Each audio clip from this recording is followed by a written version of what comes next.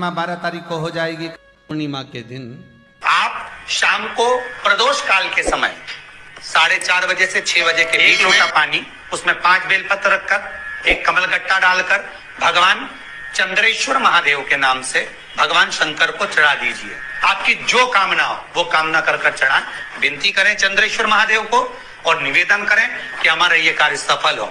एक महीने की पूर्णिमा को जिसके घर में दूध की सामग्री बनती हो, दूध की सामग्री तैयार होती हो, खीर प्रसाद तैयार होता हो, उसके घर में कभी क्लेश नहीं हो सकता। एक महीने की पूर्णिमा को जिसके घर में दूध की सामग्री बनती हो, दूध की सामग्री तैयार होती हो, खीर प्रसाद तैयार होता हो, उसके घर में कभी क्लेश नहीं हो सकता। पूर्णिमा के दिन चावल का एक आखा दाना जानते हो, पूरा खंडित चावल नहीं, कितना चावल, एक दाना चावल का शंकर भगवान के शिवलिंग पर समर्पित करिए। एक बेलपत्र जिसका डंडी का मुख अपनी ओर हो, जहां से चावल चढ़ाया है, उस चावल के ऊपर अपनी कामना कर रख दीजिए और चंद्रमौली भगवान का स्मरण करिए। कौन से भगवान? शंकर भगवान का सर्वश्रेष्ठ सुंदर नाम है चंद्रमौली। चंद्रमौली भगवान का स्मरण करिए, अपनी कामना कर बेलपत्र समर्पित कर शिव जी पर एक लोटा पानी, एक जल पात्र समर्पित करो, कलश से जल चढ़ा दीजिए, नैनों में वो जल लगाकर अपनी कामना कर वापस घर को आइए। आएगी जो कामना करी है मेरा चंद्रमौली भोलेनाथ उसे पूर्ण कर ही देगा। ध्यान रखिएगा, यदि काया का रोग हो गया, मान लो शरीर कहीं से सफेद पड़ रहा है, कहीं से काला पड़ रहा है, शरीर में से खाल की फुकड़ी निकलना प्रारंभ हो गई हो, शरीर में काले काले चट्टे पड़ना चालू हो गए हों, या कोई विशेष रोग हो गया, कोई विशेष में रोग है, बीमारी है, काया बेकार हो रही है, तो सीधी सीधी बात शिव महापुराण की कथा कहती है, सुंदर आनंद में श्रवण कर आप अपने जीवन को, ये पूर्णिमा शिव महापुराण की कथा कहती आ रही है। कुछ नहीं करना, पीपल का एक पत्ता, उस पत्ते पर थोड़ा सा चावल, पूर्णिमा की रात्रि को अपने हाथ में लेकर, अपने नैनों से लगाकर, शरीर पर से स्वयं उतारकर उसको दरवाजे के पास रख दीजिए। पूर्णिमा की रात्रि को पूर्ण होने पर उस चावल को दूसरे दिन सूंघ कर बहते हुए पानी में डाल दीजिए। महाराज कितने भी रोग से ग्रसित हो गए, पीपल का एक पत्ता 52,000 ब्राह्मण की साक्षी कराता है। महाराज बहुत ध्यान देना, पीपल के वृक्ष में स्वयं नारायण का, मेरे कृष्ण का वास है। स्वयं भगवान गीता के अंतर्गत कहते हैं कि मैं पीपल का वृक्ष हूं, नारायण उसी में। 52,000 ब्राह्मणों का वासा एक पीपल के पत्ते में होता है। और आपको पहले भी कथा में कहा, गाय ब्राह्मण बहन बेटी ये सब काल का हरण करने वाले हो, काल को हरने वाले हो, रोग को मिटाइए, शिव का स्मरण कर। पूर्णिमा का जो चंद्र है वो विशाल का है, और उस चंद्र की पूर्णता में हमारी अभिलाषाएं भी पूर्ण हो। पूर्णिमा के व्रत में किस भगवान की पूजन होती है? तो कहा पूर्णिमा के व्रत में केले के खंभ लगाकर पूर्णिमा का जो अध्यापन होता है, पूर्णिमा की जो पूजन होती है, उस पूजन में शंकर और पार्वती, शिव और नारायण की पूजन करी जाती है। शंकर और पार्वती का स्मरण, किसकी पूजन होती है? शिव पार्वती। क्यों शंकर और पार्वती का पूजन क्यों करा जाता है पूर्णिमा के व्रत में? क्योंकि शिव और माता पार्वती ही केवल एक ऐसे हैं जिन्होंने अपूर्ण लक्ष्मी को भी पूर्ण बना दिया था। किसको पूर्ण बनाया है? लक्ष्मी। पूर्णिमा के दिन अगर आप शंकर भगवान को एक लोटा पानी अगर शिव को समर्पित कर रहे हो, श्वेत पुष्प को रखकर शंकर जी के ऊपर सफेद फूल को चढ़ाकर अगर एक लोटा जल भी, एक पात्र जल भी शंकर को समर्पित कर रहे हो, तो ये लक्ष्मी के लिए ही तो कर रहे हो। और कौन सी लक्ष्मी? पूर्ण लक्ष्मी। पूर्णिमा के नारियों को, स्त्रियों को अखंड सौभाग्य के लिए, जो नारी वैधव्य नहीं होना चाहती है, उस नारी को पूर्णिमा के कितने व्रत करना चाहिए? जिस नारी के यहाँ संतान नहीं हो, औलाद नहीं हो, उसको पूर्णिमा के कितने व्रत करना चाहिए? जिस नारी का पुत्र, पति बहुत बीमारी से ग्रसित हो, लग रहा हो कि ये मेरा बेटा बहुत बड़ी बीमारी में घिरा हुआ है, तो नारी को कितने व्रत करना चाहिए? स्वयं भगवान कृष्ण ने माता यशोदा को द्वापर में भी बताया है कि पूर्णिमा के 32 व्रत होते हैं। कितने व्रत होते हैं? 32। भगवान कृष्ण यशोदा रानी को, माता यशोदा जी को भी बता रहे हैं 32 व्रत। अब आपको किसी ने बता दिया होगा कि 8 कर लो, 7 कर लो, 6 कर लो, 12 कर लो, इसलिए आपने बोला कि 12 कर लीजिए, 32 कर लीजिए। नारी बेधव्य होकर ना मरे, उसका पति कोई रोग से ग्रसित ना हो, उसका पुत्र किसी रोग में ना पड़े। कितना सुंदर संवाद लिखा है, अगर किसी माता का पुत्र मान लो किसी नशे में डूबा हुआ है, कोई नशा कर रहा है और गलत नशा है, आपको लग रहा है कि ये नशे में डूबा हुआ है, आपको लग रहा है कि ये गलत जगह पर डूब गया है, आपको लग रहा है कि मदिरापान में, मांसाहार में या अधिक गांजा आदि का जो भी नशे होते हैं, जितने भी नशे, उसमें डूब चुका है और माँ उसको समझा रही है, तू नशे में मत डूब, तू इस काम को मत कर, तू ये गलत कर्म मत कर। माँ उसको समझा कर हार गई। तो मेरा माताओं से निवेदन है, आप उसको समझाना बंद कर दो, एक काम करना प्रारंभ कर दीजिए। हमें जो शिव महापुराण के माध्यम से शास्त्र कह रहा है कि आप 32 पूर्णिमा के व्रत प्रारंभ कर दो। उसमें करना क्या है? आपको केवल जिस दिन व्रत रहे, रात्रि के समय पर कोई भी मीठा कुछ भी सामग्री आप चंद्र की रोशनी में, चंद्र को अर्घ देने के बाद, पूजन करने के बाद उसको रखो, और वही सामग्री जो नशा कर रहा है उसको पूर्णिमा के दूसरे दिन उसको खिलाओ। आप धीरे धीरे खिलाना चालू करेंगे, जिस नशे में वो डूबा हुआ है उस नशे से वो छूटना प्रारंभ हो जाएगा। 2 पूर्णिमा व्रत करके तो देखो, तीसरे में तुम्हें जरूरत ही नहीं, धीरे धीरे आप रुक, वो छूटना प्रारंभ हो जाएगा। अगर नारी अपने पुत्र और अपने पति के लिए, उसकी उम्र की वृद्धि के लिए, रोग मुक्ति के लिए, विश्व के ताप को कम करने वाले चंद्रदेव की आराधना पूर्णिमा के व्रत को धारण करती है, तो नारी उस व्रत के प्रभाव से अपने पुत्र और पति की बीमारी को, रोग को हर ले, रोग का हरण कर ले। जो बच्चा बुद्धि से विकलांग हो, विद्या में कमजोर हो, परीक्षा हॉल में पेपर देते समय भूल जाता हो, वे एक काम ना करता हो, तो निवेदन है किसी भी पूर्णिमा की रात्रि को 12 बजे गाय के, गौ माता देसी गाय के जो 4 थन होते हैं, उन 4 थन में से जो आगे के थन होते हैं, 2 पीछे की ओर होते हैं, 2 आगे की ओर होते हैं, तो जो आगे के 2 थन हैं उस थन का दूध निकलवा लिया जाए, और उस दूध का कोई भी मीठा पदार्थ बनाओ तो ठीक है, ना बनाओ तो उसी दूध में शक्कर मिलाकर पूर्णिमा की रात्रि को, जो विवेक से कमजोर हो, बुद्धि से कमजोर हो, या याद करा हुआ सब भूल जाते हो, या आपके लिए भी है कोई चीज रखते हो भूल जाते हो, विवेक याद नहीं रहता, बुद्धि में इतना प्रबल बल नहीं आ पाता, याददाश्त कमजोर होती चली जा रही, तो किसी भी पूर्णिमा की रात्रि को 12 बजे गाय के आगे के 2 थन का दूध, उसमें कोई पदार्थ, शक्कर, गुड़ कुछ भी मिलाकर भगवान के चंद्रदेव की साक्षी में उसको पिला दिया जाए।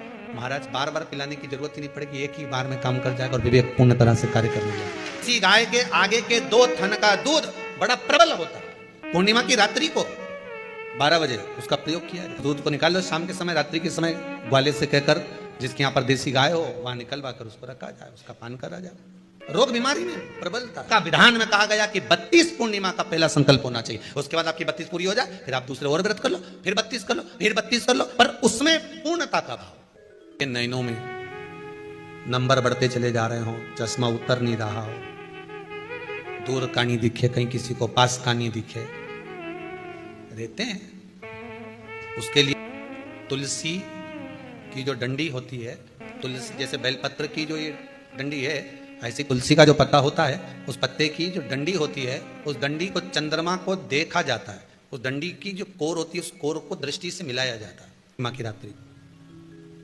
ठीक 12 बजे आप चंद्रमा की, जैसे चंद्रमा का भाग, उस चंद्रमा के भाग को आप उस डंडी के भाग से निहारने का प्रयास करें। महाराज घर में आई है, घी का दिया लगाई है, उस घी के दीप को लगाने के बाद पूर्णिमा के दिन उस पर एक प्लेट थोड़ी तिरछी कर रख दो, जिससे उसकी कालोच, काई की, उस दीप की, घी के दीप की कालोच उस प्लेट पर आ जाए। थोड़ी सी कालोच ले लीजिए, 5-10 मिनट में आ जाएगी। उसको गाय के घी में मिलाकर आंखों में सुरमा लगाकर रात्रि को सो जाइए। 3 दिन बाद आप महसूस करेंगे कि नेत्र की ज्योति बढ़ना प्रारंभ हो रही है। अब इस प्रयोग को करने में कोई धन लगा तुम्हारा? अरे बोलो तो सही, कोई दौलत लगी तुम्हारी, कोई संपदा, या फिर तुमने सियोर वाला महाराज के लाके खूब बटोर के दे दिया? कुछ लगा नहीं, तुम करोगे लाभ तुम्हें मिलेगा। ये जितनी पूर्णिमा के व्रत हैं, जितने 12 महीने जो पूर्णिमा पड़ती है, पूनम पड़ती है, ये भले दुनिया के लोग कहते हैं कि ये भगवान राधा और कृष्ण से संबंध, हम और कृष्ण से संबंध रखते हैं, पर इनका यदि सही संबंध समझा जाए, इनके सही संबंध का यदि स्मरण करा जाए, इनके सही संबंधों का यदि वर्णन किया जाए, तो शिव और चंद्रमा के जो मिलन का केंद्र बिंदु है वही पूर्णिमा है। केवल एक पूर्णिमा वहीं तक नहीं रही कि भगवान कृष्ण और राधा जी ने रास किया, केवल वहीं तक उसकी सीमितता नहीं है। अध्यास के महीने की किसी भी सोमवार के दिन, किसी भी सोमवार के दिन मिट्टी के पात्र में जो रात्रि भर जल रखा हो, मिट्टी के पात्र में, अगर आपके पास में घड़ा हो, हंडा हो, नी हो, तो दिया हो, दीपक हो, कुल्लड़ हो, कोई भी तुम्हारे पास में जो मिट्टी का पात्र, उसमें जल भरना। वो जल बैसाख के महीने की किसी भी सोमवार के दिन, किसी भी सोमवार के दिन, बैसाख महीने या किसी प्रदोष के दिन या बैसाख महीने के शिवरात्रि के दिन, वो मिट्टी के पात्र का जल अपने घर के प्रत्येक व्यक्ति का स्पर्श कराकर उस मिट्टी के पात्र के जल को तांबे के पात्र में डाल लीजिए और घर के प्रत्येक व्यक्ति का स्पर्श करा लीजिए और शंकर भगवान पर कुंदकेश्वर महादेव के नाम से समर्पित करिए। कुंदकेश्वर महादेव। कभी जीवन में पीछे पलट कर देखने की जरूरत नहीं पड़ेगी, आप उन्नति की सीढ़ी की ओर बढ़ते चले जाओगे। बैसाख महीने में मिट्टी के पात्र का जल भगवान शंकर को समर्पित होना चाहिए, उसका सुख हमारे जीवन को एक आनंद फल प्रदान। बैसाख के महीने में सोमवार के दिन कि आपका कोई काम अटक रहा है, कोई काम नहीं हो रहा, बहुत परेशान हो गए, बहुत थक गए, उस काम के लिए सबके हाथ भी जोड़ लिए, सबके पास होकर आ गए और वो काम बढ़ ही नहीं रहा, तो निवेदन करते हैं घी के दिए में काली तिल डालकर सोमवार के दिन शंकर जी के मंदिर के सामने तुम रुका जी का नाम लेकर दिया लगाकर, जिस काम को तुमने दुनिया के आगे कहकर देख लिया, कर कर देख लिया, नहीं हुआ, उस कार्य को एक बार दिया लगाकर निवेदन कर कर फिर जाकर देखना, काम आगे बढ़कर ही रहेगा, छूटेगा नहीं। ये सोमवार के दिन अगर जल के पात्र में लाल चंदन को घोलकर अगर शिव को समर्पित कर दिया जाए, केवल 5 सोमवार कर कर देखिए, जो मन की कामना होती है वो पूर्ण हो जाती है। लाल चंदन केवल अगर जल के पात्र में अगर घोला जाए और जल के पात्र में घोलकर जल को लाल चंदन मिलाकर अगर शिव को समर्पित करा तो शंकर भगवान राजी हो जाते हैं, प्रसन्न हो जाते हैं। शिव को चाहिए क्या? केवल एक जल, 3 बार ताली बजा दो तो भी भोलेनाथ राजी हो जाते हैं। जिसके यहाँ लक्ष्मी नहीं टिकती, जिसके यहाँ संपदा नहीं बढ़ती, जिसका व्यापार नहीं चलता, जिसके सर्विस नौकरी सही नहीं हो रही, उसको सोमवार के दिन अगर बेलपत्री के पेड़ के नीचे जो दिया लगाता है, उसके घर में कभी संपदा की कमी नहीं आती। साहब आक महत्म में ये वर्णन किया कि एक बेलपत्र का वृक्ष हो या पीपल का वृक्ष हो या तुलसी का पौधा हो या आंवले का वृक्ष हो या बट वृक्ष हो, उस वृक्ष के नीचे बैसाख के महीने में जो जल समर्पित करा जाता है, उस जल की पुण्याई इतनी प्रबल हो जाती है कि व्यक्ति के जीवन में जितना पाप कर्म करा होता है वो सब निष्फल हो जाता है, वो सब समाप्त हो जाता है। बैसाख महीने में पार्थिव शिवलिंग के निर्माण का, और उसमें एक बात कही गई कि जब संसार का मनुष्य मृत्यु लोक में रहने वाला मानव, मृत्यु लोक में रहने वाला मनुष्य मिट्टी के शिवलिंग का निर्माण करता है, पार्थिव शिवलिंग का निर्माण करता है, और जिस घर में पार्थिव शिवलिंग का निर्माण होकर उसकी पूजन होती है, घर का सदस्य उस पर अगर एक बूंद जल समर्पित कर देता है तो जितने घर के सदस्य होते हैं उस पार्थिव शिवलिंग के निर्माण को करने वाले होते हैं, पूजन करने वाले होते हैं, उनको 6 महीने तक किसी बड़ी बाधाओं को झेलना नहीं पड़ता, वो दुख अपने आप कट जाता है। पार्थिव शिवलिंग का निर्माण बैसाख महीने। 1 लोटा पानी जो भगवान शंकर को समर्पित करता है, मरने के बाद तुम्हारी औलाद तुम्हारा किसी पवित्र नदी में तर्पण करे ना करे, तुम्हारा शिव को दिया हुआ जल तुम्हारे खाते में पहुंच जाता। आपने जो शंकर भगवान को 1 लोटा जल दिया है, शिव जी को 1 लोटा पानी चढ़ाया, शंकर भगवान को 1 लोटा जल समर्पित करा है, शंकर भगवान को 1 लोटा जल अगर आपने दिया है तो वो आपके खाते में पहुंचेगा जरूर, ये निश्चित है, पक्का है। भक्ति के अनुसार, शंकर भगवान के अनुमोदन के अनुसार, पहले भी कथा में कहा, आज फिर कह रहे हैं, आप जब शंकर भगवान को 1 लोटा जल समर्पित करते हो तो वो 33 कौटि देवताओं के हिस्से में चले जाता है, 1 भाग पितरों के हिस्से में चले जाता है, 1 भाग आहूतों के हिस्से में चले जाता है, 1 भाग वाचुकों के हिस्से में चले जाता है। आपने जो भगवान को दिया वो धीरे धीरे धीरे धीरे धीरे धीरे धीरे बढ़ता चले जाता है, भगवान के धामों में पहुंचता चले जाता है। जिन जिनको आपने नहीं भी दिया, शंकर भगवान पे चढ़ा हुआ जल उन तक भी पहुंच जाता है। ये केवल आपकी निर्मल और आनंदित भक्ति के बल पर पहुंचता है, भक्ति के बल। बेल का जो फल होता है, बेलपत्री का फल, उसका जैसे गुर्दा, उसके अंदर का जो भाग होता है बेल का, वो गुर्दा।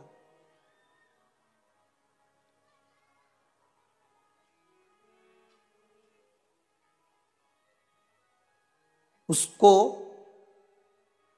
अग्नि में जलाकर उसकी भस्म तैयार कर कर छान कर जब जब आपके यहां विद्वान ब्राह्मण शिव जी का अभिषेक कराते हैं, पूजन कराते हैं, तो उसमें लिखते हैं पूजन के साहित्य में, बेलपत्री, धतूरा, दुर्वा, ये उसमें नीचे लिखेंगे भस्म। लिखते कि नहीं लिखते? लिखते हैं ना, भस्म अभिषेक में चाहिए रहती। तब उस भस्म का थोड़ा सा भी भाग आप अगर शिव को समर्पित कर रहे हो तो ये जान लें कि शंकर मनवांछित फल प्रदान कर रहे हैं, शिव फल प्रदान कर रहे हैं।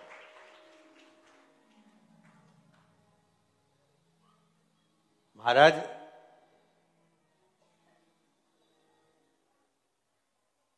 बेलपत्री के वृक्ष के नीचे बैठकर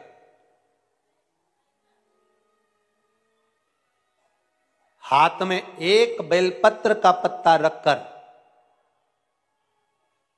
आप पंचाक्षर मंत्र नमः शिवाय, ओम नमः शिवाय या श्री शिवाय नमस्तुभ्यम या महामृत्युंजय मंत्र का स्मरण कर रहे हो, पर डंडी का भाग अपनी ओर, बेलपत्र की बीच वाली पत्ती का भाग बीच वाली उंगली की ओर रखकर अगर आप स्मरण कर रहे हैं और अपनी कामना कर कर बेलपत्री के वृक्ष के नीचे बैठकर उस पत्ते को सम्मुख रखकर बाबा से विनय कर कर एकांत में उस बेलपत्री के वृक्ष की छांव में, बेलपत्री के वृक्ष की छांव आप कामना कर कर उस पत्ते को शंकर भगवान के ऊपर समर्पित कर रहे हैं, तो ये जान कर रखें कि पार्वती और शिव का मिलन करवा रहे हैं और अपनी मनवांछित फल कामना पूर्ण करवा रहे हैं। क्योंकि शिव और पार्वती का जब मिलन होता है, शंकर पार्वती जब एक दूसरे के सम्मुख में होते हैं, शिव और पार्वती जब एक दूसरे के सामने अपने बच्चों के कारण एक दूसरे के सम्मुख में आते हैं, तो उनके चेहरे पर प्रसन्नता का भाव आ जाता है। तो फल, मनवांछित फल की कामना आप जिस कामना के लिए कर रहे हैं, विवाह के लिए, नौकरी के लिए, सर्विस के लिए, व्यापार के लिए, रोग मुक्ति के लिए, आप जिस कामना से कर रहे हो, बस उससे कहकर कभी सोमवार का दिन हो, क्योंकि शंकर जी को सोम प्रिय है, सोमवार का दिन, चंद्र का वार शिव जी को प्रिय है, शिव जी को प्रिय है।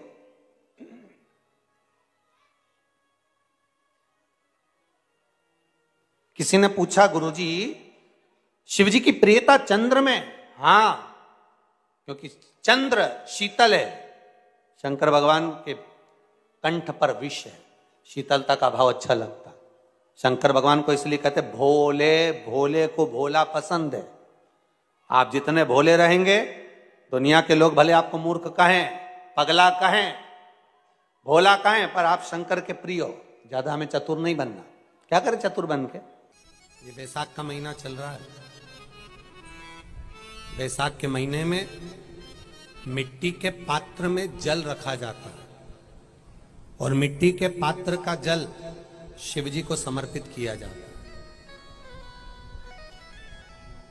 बैसाख चरित्र स्कंद पुराण में उठाकर पढ़ना कि आखिर मिट्टी के पात्र का जल बैसाख के महीने में शंकर को क्यों चढ़ाया जाता है। अगर मिट्टी का पात्र भी नहीं हो, तुम्हारे घर में मटका हो, सुरई हो, वो भी नहीं हो, तो एक दिए में मिट्टी के पानी भर लो और वो पानी तांबे के कलश के अंदर जो पानी है उसमें मिला लो। पर मिट्टी का जल शिव जी को क्यों चढ़ाया जाता है? स्कंद पुराण के अंदर बैसाख महत्व में लिखा कि जो अधोगति में मर गया होता है, अचानक मर गया होता है, एक्सीडेंट में मर गया होता है, उसकी जीने की और तमन्ना थी, अचानक कोई बीमारी लग गई और मर गया, कोई बड़ी बीमारी लगने के कारण चला गया, उसको बहुत कुछ करना था पर मर गया। उसके लिए बैसाख महीने में शंकर भगवान को जब हम मिट्टी के पात्र का जल समर्पित करते हैं तो वो जीव तड़पता नहीं है, कहीं भटकता नहीं है। उसको गया में पितरों में मिलाया कि नहीं मिलाया, भद्र विशाल में ब्रह्म का पाली करी कि नहीं करी, कभी पिंडदान, कभी तर्पण, तिलांजलि हुई कि नहीं हुई, पर मिट्टी के पात्र का जल बैसाख महीने में शिव जी को चढ़ाया जाता है तो वो जीव कहीं पर भी हो उसकी मुक्ति हो जाती है, उसका मोक्ष हो जाता है। भले एक दिए, अगर आपके पास मिट्टी का मटका नहीं है, आपके पास मटका नहीं, सुराई नहीं, मटकी नहीं, मिट्टी का कोई पात्र नहीं, कोई तारवा नहीं, तो आप दिए के अंदर भी जल भरकर उसको तांबे के लोटे में मिलाकर शिव जी को चढ़ा सकते हो। बैसाख महीने में वो जिस नारी के गर्भ में बच्चा 1-2 महीने का, 4 महीने का किसी का गिर गया हो, बच्चा चले गया 2 महीना, 4 महीना, 6 महीने का समाप्त हो, उसको चढ़ाना चाहिए बैसाख महीने में शिव को जल, मिट्टी के पात्र का जल। परिवार में कोई अधोगति में चले गया, चढ़ाना चाहिए मिट्टी की। शिवरात्रि शिव महापुराण की कथा कहती है जैसे शरीर की कोई भी इंद्रिय में जैसे हाथ है, कई कई माताओं के या पुरुष लोगों के, कई लोगों के,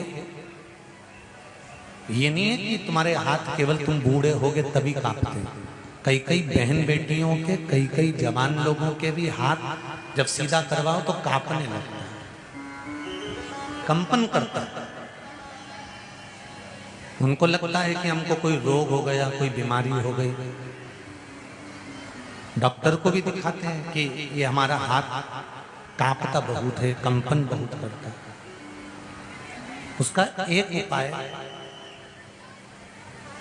अग्नि पुराण में से आप निकाल कर सकते हो। जिनके भी हाथ कांपते हो, चाहे वो युवान बेटा बेटी हो, चाहे वो वृद्ध हो, जिनके भी हाथ कांपते हैं,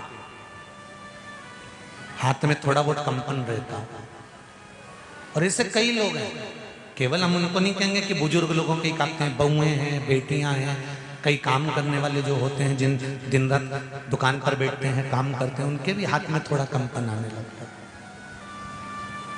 महाराज काली तिल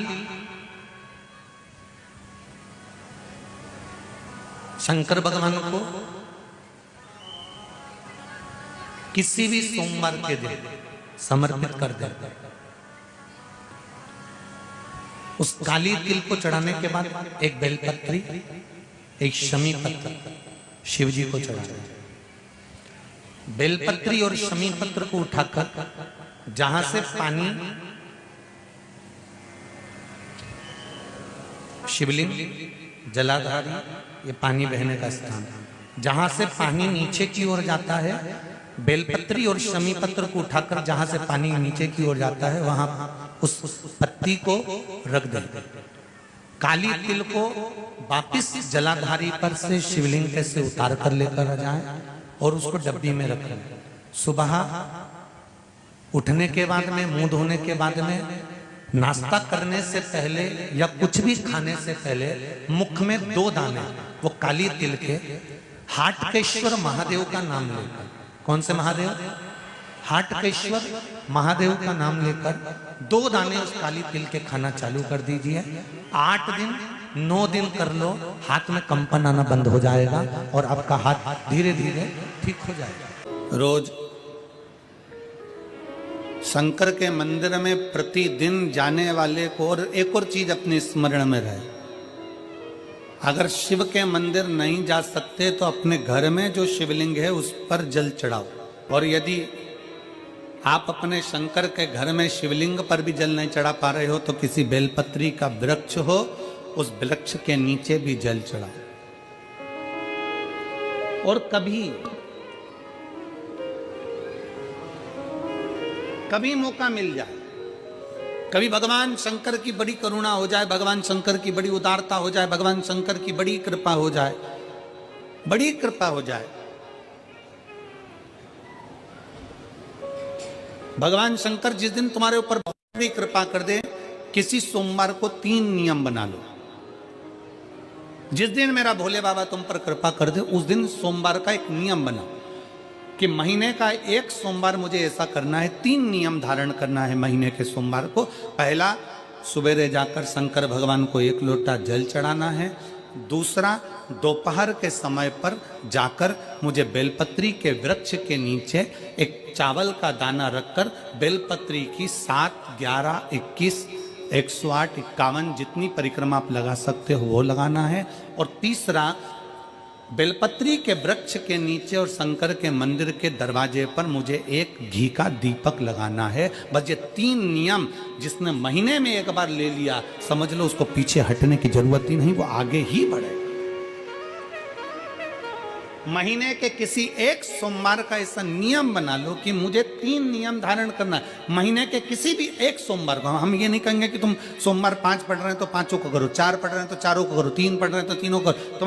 तुम तो महीने का एक सोमवार का नियम बना। और मेरी जीजियों से, मेरी बेटियों से जो विदेश में रह रही हैं, जो कहीं बाहर रह रही हैं, कहीं बड़े शहर में रह रही हैं, जो रोज मंदिर नहीं जा सकते, हर किसी महीने के एक सोमवार को भी ये नियम निर्धारण थे, तो उनसे कहेंगे कि 3 महीने में एक सोमवार का नियम बना लो। 3 महीने में नहीं बना सकते तो 6 महीने में एक सोमवार का नियम बना लो। और 6 महीने में नहीं बना सकते तो 1 साल में एक सोमवार का ऐसा नियम बना लो कि मैं साल का एक सोमवार ऐसा रहूंगी कि सुबह सोमवार के दिन मंदिर में जाकर जल चढ़ाऊंगी, दोपहर में जाकर बाबा को एक अक्षत का दाना रखकर, अक्षत का मतलब है कि बाबा मेरी दिनों दिन उन्नति करना। बेलपत्री के वृक्ष के नीचे जो अक्षत रखा जाता है वो उन्नति के लिए रखा जाता है। शंकर के शिवलिंग पर जो अक्षत रखा जाता है वो रोग मुक्ति के लिए रखा जाता है। अशोक सुंदरी पर जो अक्षत रखा जाता है वो संतान प्राप्ति के लिए रखा जाता है। षडानंद कार्तिकेय की ओर जो अक्षत रखा जाता है वह हमारे बच्चों की सुख समृद्धि के लिए रखा जाता है। विनायक की ओर,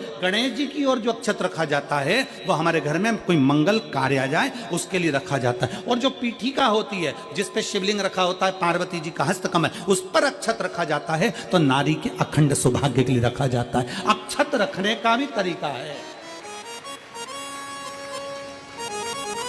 एक चावल का दाना कहाँ रखा जाता है, क्यों रखा जाता है, कैसे रखा। अब कई लोग कहते हैं गुरुजी ये शिव महापुराण में आप ये नियम बताते हो, तरीका बताते हो। हम तो उनसे कहेंगे डॉक्टर के पास जाओगे तो डॉक्टर भी गोली लिखकर ये नहीं कह देगा कि ये सारी गोली एक साथ खा जा।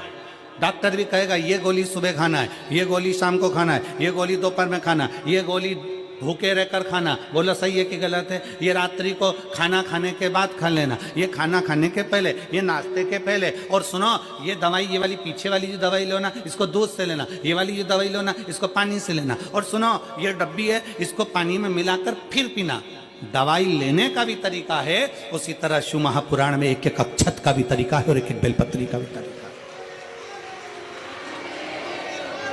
अब मान लो कई लोग कहते हैं गुरुजी आप ये तरीका बताते हो शिव पुराण के माध्यम से, कई लोगों के मन में संशय जागता है, तो अगर हम एक साथ चावल चढ़ा दे तो उसका क्या तरीका है? तो हमारा निवेदन है डॉक्टर जो दवाई ले एक ही बार में निपटा जाए, एक ही बार में खा ले।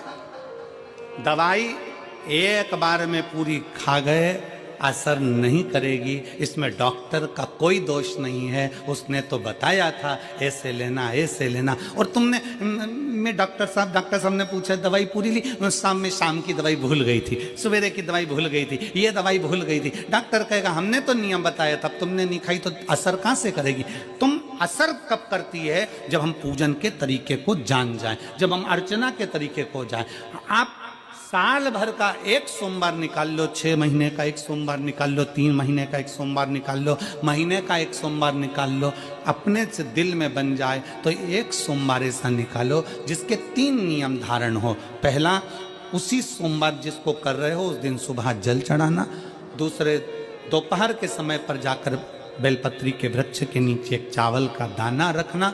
और परिक्रमा बेलपत्र की जितनी तुमसे बन जाए, जितनी तुम्हारे शरीर की कैपेसिटी हो, जितना तुम्हारा शरीर चलते बन जाए। हम तो ये भी नहीं कहते कि तुम भूखे रहकर भगवान का भजन करो, हम कभी नहीं कहते। हम तो यहां तक कहते हैं, हमारे पुष्टि मार्ग में यहां तक कहा गया कि वल्लभ कुल की एकादशी करो, भले बकरी जैसे चरो पर एकादशी करो।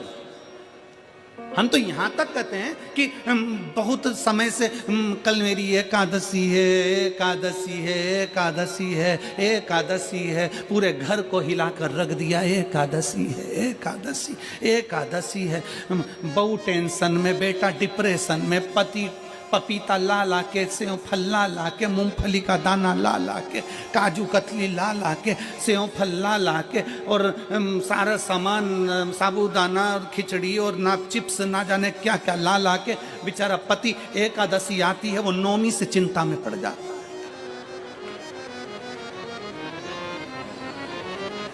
हम तो ये भी नहीं कहते कि तुम व्रत बहुत भारी करो, तुम व्रत उपास भी बहुत टेंशन वाला करो, ना ना ना।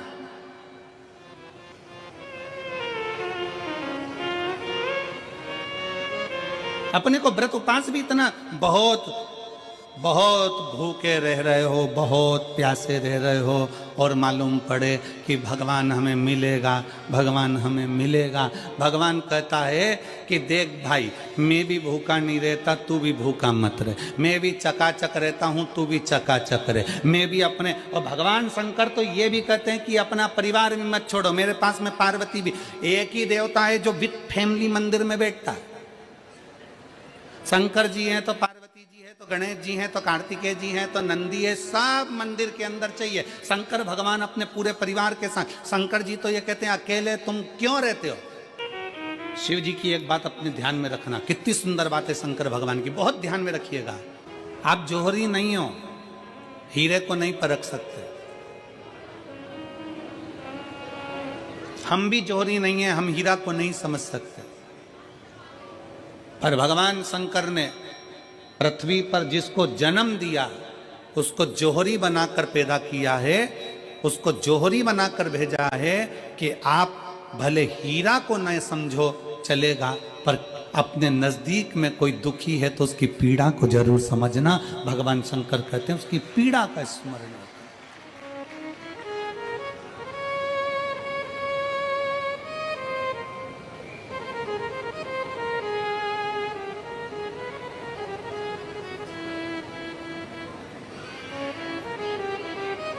हीरा को समझो ना समझो, पर पीड़ा को जरूर समझिए।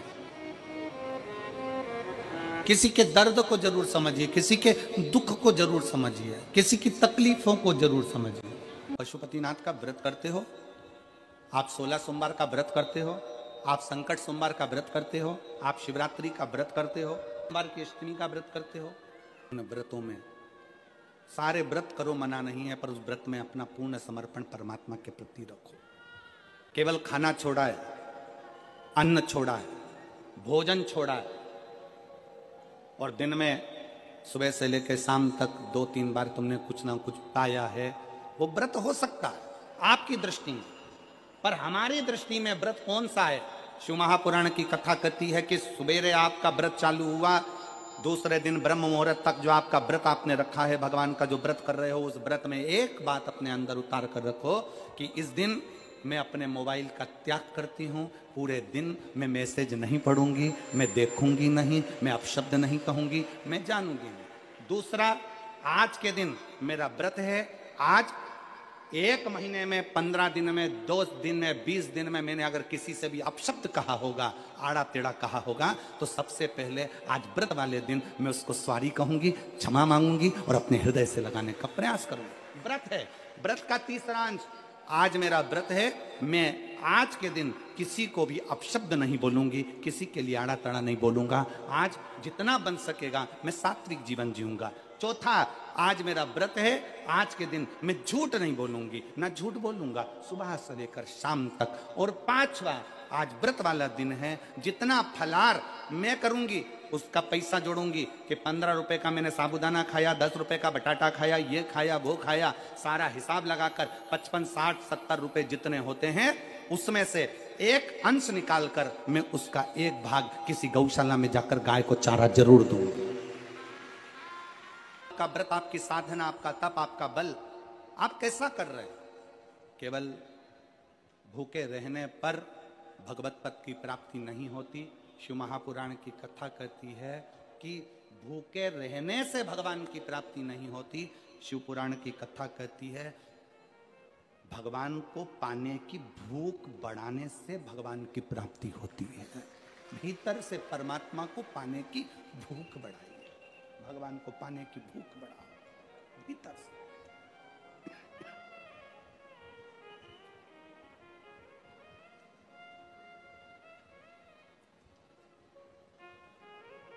व्रत करो मना नहीं, तप करो मना नहीं, साधना करो मना नहीं, पर उस तप साधना में, व्रत में परमात्मा को पाने की ललकता हो आपके भीतर, भगवान को पाने की ललकता हो आपके भीतर, भगवत पद को पाने की ललकता हो आपके भीतर, तो भगवान। हाँ, पुराण की कथा एक बड़ी सुंदर बात कहती है, व्रत आप करते हो, उपास आप करते हो, नियम आप लेते हो, पूरा किसको करना पड़ता है? तुम्हें नहीं। व्रत आप करते हो, उपास आप करते हो, नियम आप लेते हो और पूरा देवाधिदेव करते हैं, भगवान शंकर करते हैं। बस इतना जरूर याद रखें कि जैसे कुछ प्राप्त हो भी गया तो शिव को धन्यवाद देकर शंकर के दरवाजे पर जाते रहना, यह हमारा कर्तव्य है।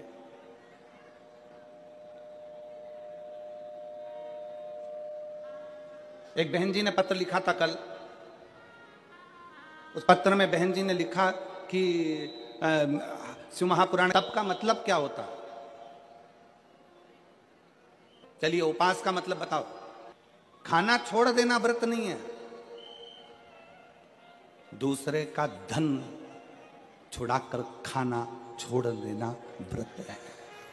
शिक्षा दे देना, किसी को चिकित्सा की जरूरत है उसकी चिकित्सा में थोड़ा सा धन लगा देना, कोई रोते हुए की आंख के आंसुओं को पोंछ देना, किसी के दुख में खड़े होकर उसको खुशियां प्रदान कर देना, ये दुनिया का सबसे बड़ा व्रत है, सबसे बड़ी साधना, सबसे बड़ा तप। मन साफ है तो सारी गलतियां माफ है, और अगर मन ही साफ नहीं है तो गलती कौन माफ करेगा भाई? हम भी तो अपनी जिंदगी में एक नियम बना सकते हैं कि मैं श्री शिवाय नमस्तुभ्यम का जाप करूंगी। मेरी कॉलोनी में कोई शंकर जी का मंदिर है, हम 5-10 महिलाएं प्रत्येक सोमवार को 10 मिनट बैठेंगी, शाम के समय प्रदोष काल में 6 बजे 6:30 बजे बैठेंगे, 6:45 बजे 15 मिनट बाद उठ जाएंगे, श्री शिवाय नमस्तुभ्यम का जाप करेंगे, शंकर जी को भोग लगाएंगे। अगर एक हफ्ते में 5 सोमवार पड़ते हैं तो 5 महिलाएं अपना नियम बना ले कि आज का प्रसाद थोड़ा सा, कुछ भी शक्कर, खड़ी शक्कर, कुछ भी मैं लेके आऊंगी, मां भोग लगाएंगे, अपन 5 मिलकर श्री शिवाय नमस्तुभ्यम जपेंगे, प्रसाद बांट देंगे, अपने घर चले जाएंगे। ज्यादा ढोंग प्रपंच नहीं, दिखावा नहीं, कोई एक नियम। हमारे नजदीक में शंकर जी का मंदिर है, हफ्ते में एक बार नियम बनाएंगे, उस मंदिर में सफाई करेंगे। हफ्ते में एक बार नियम बनाएंगे, अपने नजदीक के शंकर के मंदिर को साफ करेंगे, क्लीन करेंगे। एक नियम अपने अंदर बनाओ शिव के प्रति।